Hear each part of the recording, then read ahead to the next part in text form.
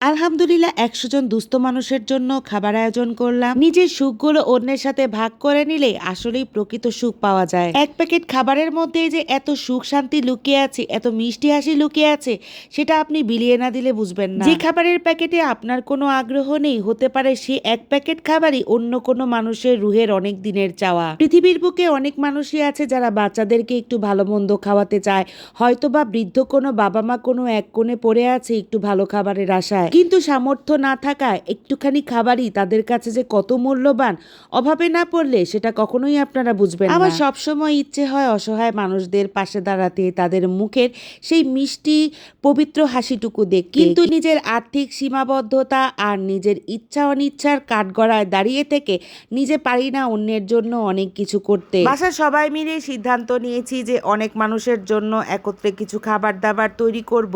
যেহেতু বাসায় রান্না করব, তাই সকাল সকাল ঘুম থেকে উঠে মাংসগুলো ফ্রিজ থেকে বের করে এগুলোর প্রসেসিং শুরু হয়ে গিয়েছিল। এখানে কিন্তু আমি একা হাতে কাজ করিনি, সবাই মিলেই কাজ করছিলাম। আর এখানে বিরিয়ানিতে দেওয়ার জন্য অল্প কিছু দেশি আলু নিয়ে নিয়েছি। ইদানিং কিন্তু বিরিয়ানির দোকানগুলোর মধ্যে এই আলুই ব্যবহার করা হয়, আর আমার কাছেও এই আলু অনেক বেশি পছন্দ। যারা আমার ভিডিও দেখেন তারা জানেন আমি এই আলুটা অনেক বেশি পছন্দ করি, তাই এই আলুগুলো সিদ্ধ করে নেওয়া হয়েছে আর এগুলো ভেজে নেওয়া হবে। খাবারগুলো বিলিয়ে দিব বলে কোনো কিছুতে কার্পণ্য করব তা কিন্তু নয়। একদম যতটুকু পরিমাণ দুধ, দই এবং ঘি দেওয়া দরকার সব কিছু মিলিয়ে রান্না বসাচ্ছি। যে খাবে সে যেন একটা তৃপ্তির ঢেকুর তুলতে পারে।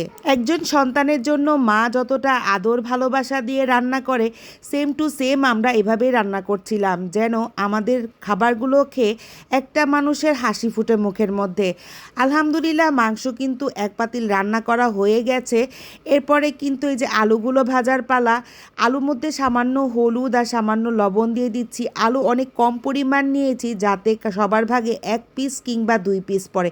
2 পিস তো পড়বেই না, বড়জোর 1 পিসই কম পড়বে, কারণ মাংস বা পোলাওয়ের চালের তুলনায় আমাদের আলুর পরিমাণ অনেক বেশি কম হয়ে গিয়েছে। তো ভালোই হয়েছে। এখানে মাংস রান্না করার পরে বোলে ঢেলে নেওয়া হয়েছে। এরপরে আম্মাকে ডাকছিলাম, আম্মা যেন একটু ভাগ করে দেয়। ভাগ করা মানে হচ্ছে যেহেতু এখানে বড় বড় 3 পাতিল রান্না করা হবে, সেই জন্য একটু চিন্তা করতেছিলাম যাতে কোনোটার মধ্যে কম বেশি না হয়, এই জন্য ভাগ করে নিচ্ছিলাম সমান সমানভাবে।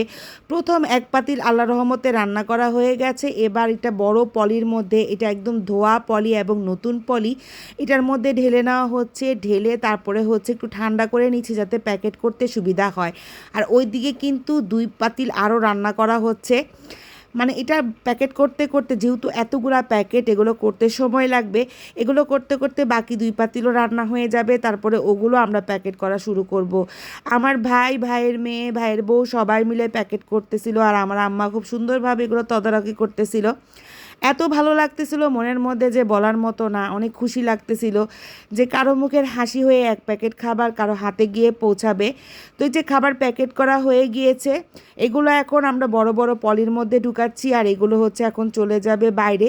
আমার ছেলে, আমার ভাই, আমার ভাইয়ের ছেলে সবাই মিলে হচ্ছে এই খাবারগুলো সবার কাছে পৌঁছে দিবে। আজকের মতো বিদায়। সবাই ভালো থাকবেন, সুস্থ থাকবেন। আল্লাহ হাফেজ।